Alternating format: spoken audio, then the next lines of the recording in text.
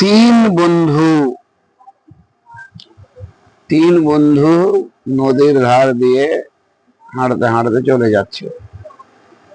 তিন বন্ধু হচ্ছে, একটা বন্ধু হচ্ছে ইন্ডিয়ার, একটা আমেরিকার, আর একটা জাপানের।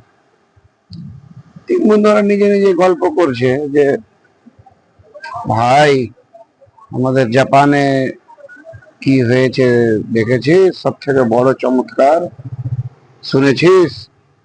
বলছে, কই না তো।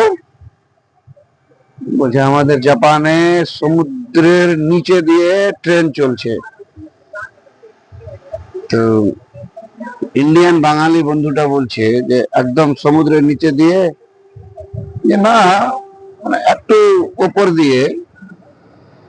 আমেরিকান বন্ধুটা ভাবছে যে ও তো নিজের দেশের গর্ব করে নিল, আমাকে তো কিছু বলতে হবে। আমেরিকান বন্ধুটা বলছে যে, ভাই, তোরা কিছু জানিস, শুনেছিস?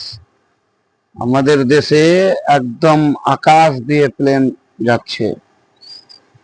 আবার ওই ইন্ডিয়ান বাঙালি বন্ধু জিজ্ঞাসা করছে, একদম আকাশ দিয়ে? বলছে, না, আকাশের একটু নিচে দিয়ে।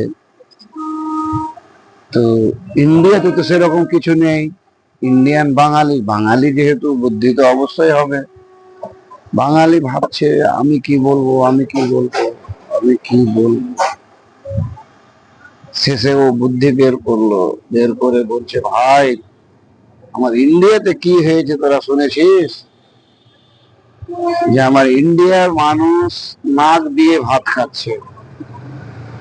জাপানি এবং আমেরিকা জিজ্ঞাসা, একদম নাক দিয়ে? বাঙালি ভাই বলছে, না, মানে নাকের একটু নিচে দিয়ে। গল্পটা কেমন লাগলো? যদি ভালো লাগে একটু কমেন্ট করে জানান।